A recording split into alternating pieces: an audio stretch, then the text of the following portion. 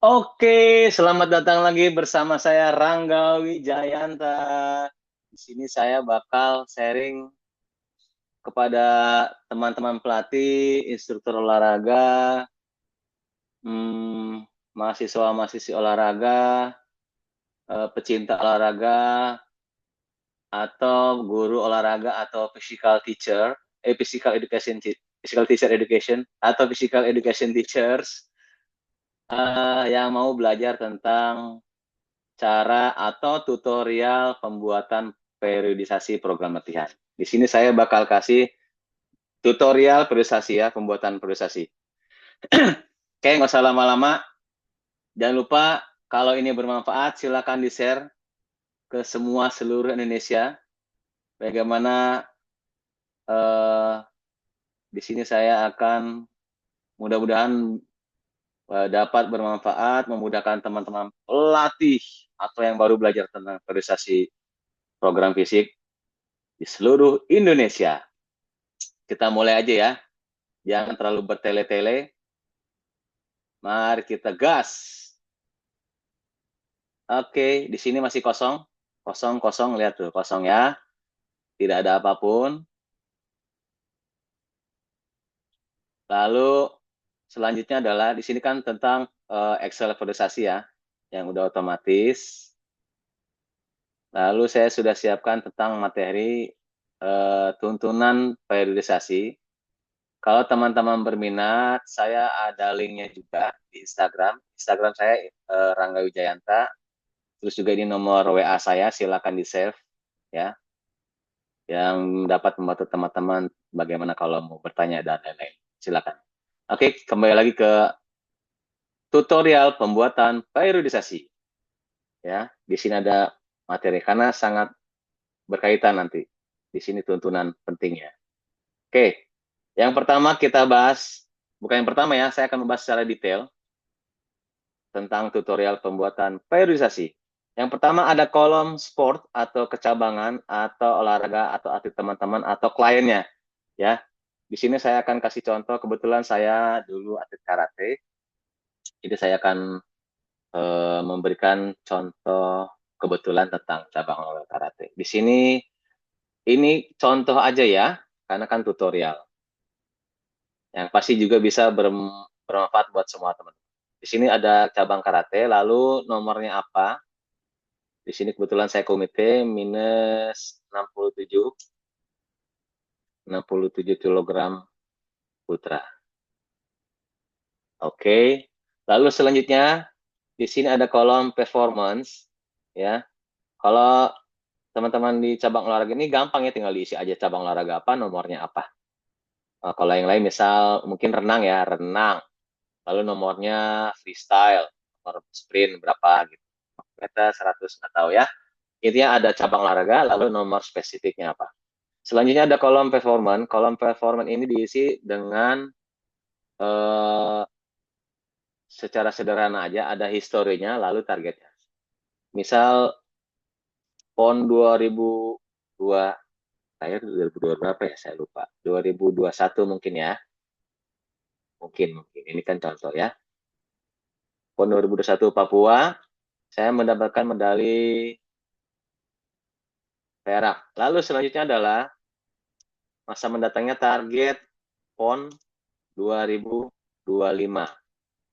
Medali emas dong. Kan dari perak harus ada peningkatan, targetnya medali emas.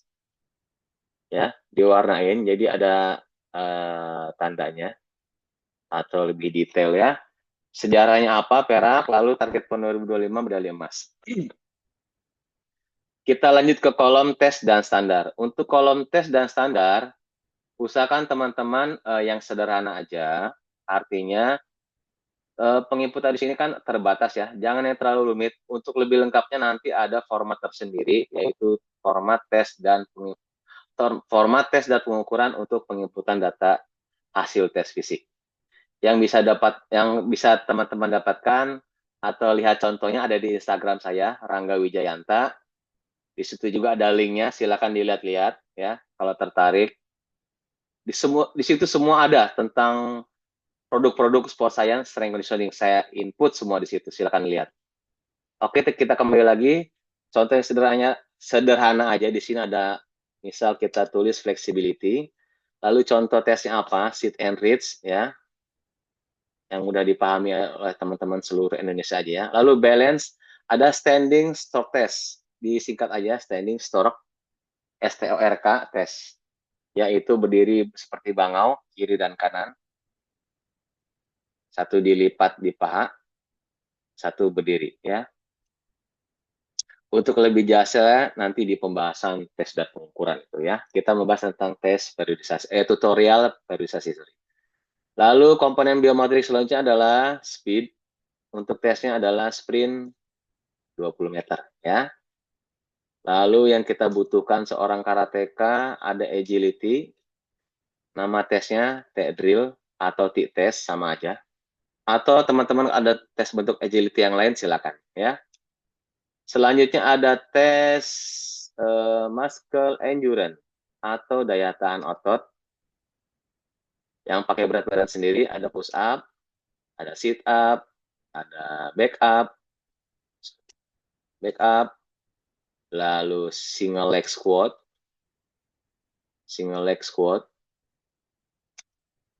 R and left ini kiri dan kanan lah ya, right and left, campur lah ceritanya. Lalu kalau mau pull up boleh, silakan pull up. Oke, cukup ya, muscle endurance, strength endurance ada push up, sit up, back up, single leg squat kiri dan kanan, lalu pull up. Selanjutnya ada bentuk tes core and stability. Ya, karena penting nih. Bentuk nama item tesnya elbow plank. Atau core stability yang lain boleh bentuk tesnya. Ada level 12, level 8. Ya, intinya jangan, kalau ada yang sulit kenapa yang mudah ya. Yang mudah-mudah aja teman-teman.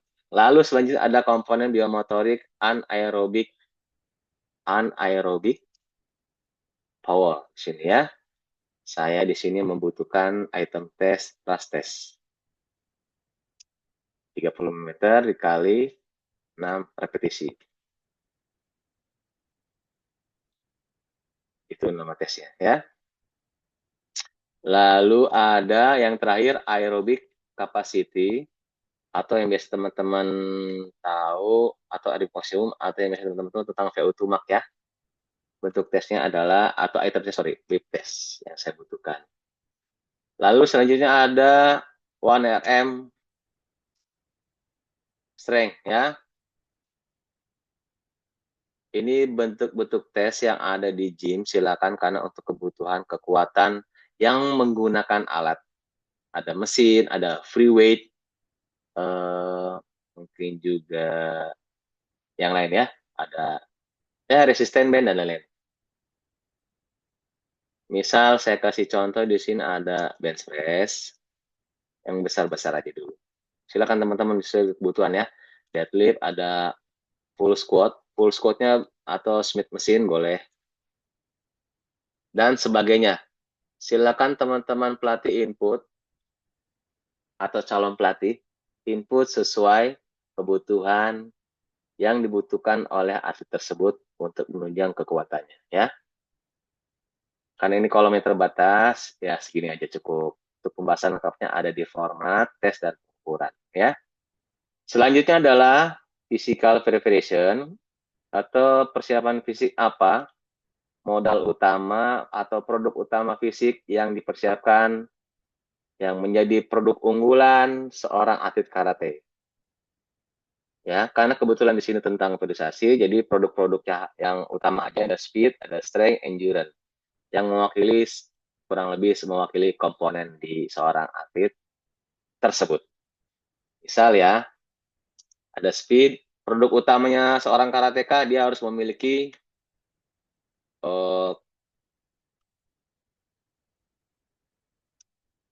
SAQ ya, ada kecepatan, lalu ada kelincahan, lalu ada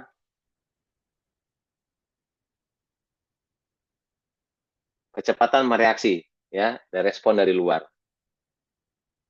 Di luar seperti apa? Ya teman-teman harus tahu nih quickness, karena harus menguasai materi-materinya dulu ya, sebelum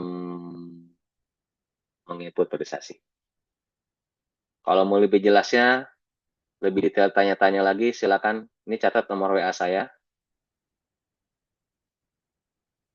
untuk bertanya-tanya lebih detail lagi. Dan saya juga membuka tentang Zoom private online ya, untuk pembahasan detail semua program tentang fisik. Lalu selanjutnya untuk produk utama strength, tadi speed udah, sekarang strength. Untuk seorang karateka, saya hanya membutuhkan, kebetulan saya membutuhkan strength endurance aja ya, daya tahan otot. Artinya dia kuat, tapi bertahan lama, secara terus-menerus. Karena pukulan, tendangan, banting, harus bertahan lama, babak per babak ya. Kalau mengarahnya ke power endurance boleh juga, tapi power endurance biasanya untuk petinju ya, yang bikin KO lawan, atau judo, atau rugby, menjatuhkan lawan ya, dengan pengulangan yang terus-menerus. Selanjutnya ada endurance, produk utamanya adalah aerobik maksimum. Nah, ketiga produk komponen physical preparation ini yang kita akan persiapkan kebutuhan untuk seorang karateka atau atlet karate, ya. Produk utamanya speed adalah SAQ, produk utamanya strength adalah strength endurance, produk utamanya endurance aerobic maksimum. Karena nanti berkaitan di terakhir menuju sebelum pertandingan, ya. Itu yang dipersiapkan dari awal. Sebelum bertanding dia sudah memiliki kecepatan, kelincahan, merespon reaksi, lalu kekuatannya daya tahan otot, lalu endurance-nya di level 5 ya, di tahapan endurance level 5. Itu ada di materi-materi tentang daya tahan. Ada juga produknya di Instagram saya. Klik aja linknya. Instagram saya apa? Instagram saya Rangga Wijayanta.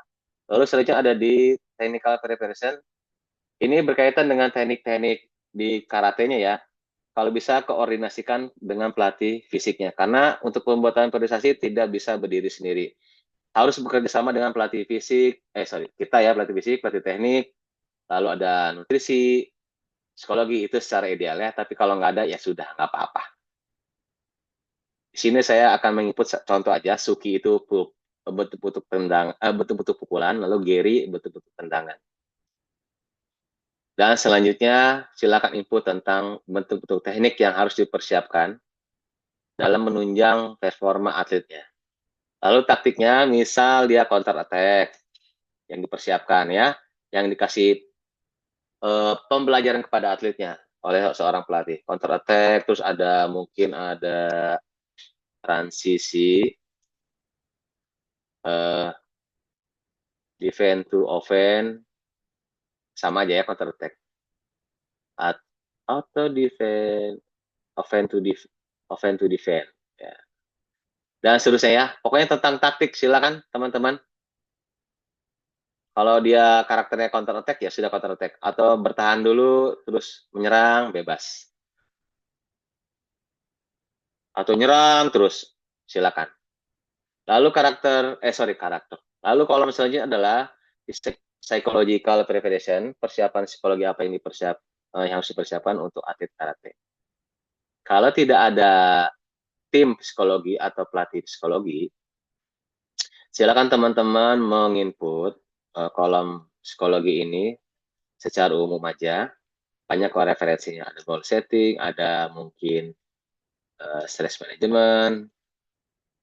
management, lalu ada self talk, terus ada ini yang saya tahu aja ya, visualization, ada mungkin imagery istilahnya. Kalau saya salah mohon maaf ya. Dan seterusnya. Oke, untuk penginputan di kolom paling atas sudah selesai. Jadi silakan disimak dengan seksama. Kalau bingung ya tinggal diulang-ulang aja videonya ya.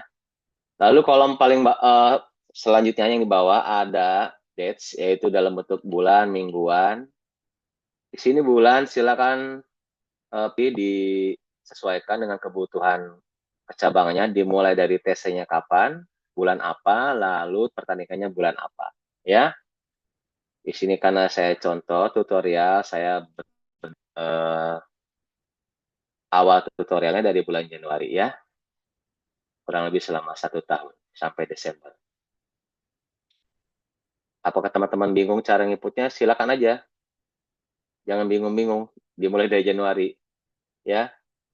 Kalau kalau misalnya ada di weeks mingguan, nah ini dimulai dari misal Januari itu ada berapa minggu? Minggu pertama, minggu kedua, ketiga, keempat. Minggu pertama itu tanggal berapa, minggu kedua, dan seterusnya. Kalau hanya ada 4 minggu, ya berarti 4 kolom aja. 5, 12, 11, 26. Kebetulan Januari dimulai tanggal 5 ya, minggu pertama. Dan seterusnya sampai Desember. Sampai Desember. Ya. Lalu di bawahnya, bagaimana teman-teman cara ini? Cara mungkin kalau bingung, ya, gampang aja. Teman-teman wajib wajib tahu ya tentang Excel. Maksudnya tahu, memahami, mahir dalam Excel ya. Oke, kita kembali ke laptop. Kolom selanjutnya ada tentang kalender kompetisi. Di sini ada domestik, ada internasional. Yaitu kalender kejuaraan yang teman-teman pelatih dan atlet akan ikuti selama kebetulan ini untuk target PON. Ya, berarti sebelum PON dia ada tryout, ada pertandingan-pertandingan lainnya sebelum menuju ke PON ya. Misal, sebelum menentukan pertandingan, ini benar-benar harus dimusyawarahkan rapat semua pelatih. Kalau bisa pelatih dulu, ya. Semua pelatih nanti bisa di-share informasikan kepada pengurus maupun ke atletnya. Nanti itu teknisnya ya secara lengkap. Oke. Karena jangan sampai sembarangan mengikuti kejuaraan. Sangat riskan sekali, kebutuhannya juga banyak ya faktornya. Kebutuhan anggaran, kebutuhan persiapan seorang atletnya gitu. Oke? Kurang lebih seperti itu. Lalu disarankan selanjutnya adalah diharapkan tidak di awal-awal bulan, karena awal-awal bulan 1-3 bulan itu biasanya masih persiapan dulu ya. Jadi disarankan tidak ada pertandingan. Mungkin di pertengahan uji coba, lalu di bulan apa lagi untuk pertandingannya lagi. Yang intinya peak performanya, puncak tertingginya adalah di PON. Paham teman-teman? Terima kasih ya. Kalau nggak paham silahkan diulang-ulang aja. Oke, sekarang tinggal kita input. Untuk menginput domestik internasional pertandingan, silakan saya ingatkan lagi sesuaikan dengan kebutuhan cabang olahraganya masing-masing. Ya, kalau nggak tahu, ya silakan ada Google, di searching biasanya ada jadwal kompetisi ya. Oke, untuk selanjutnya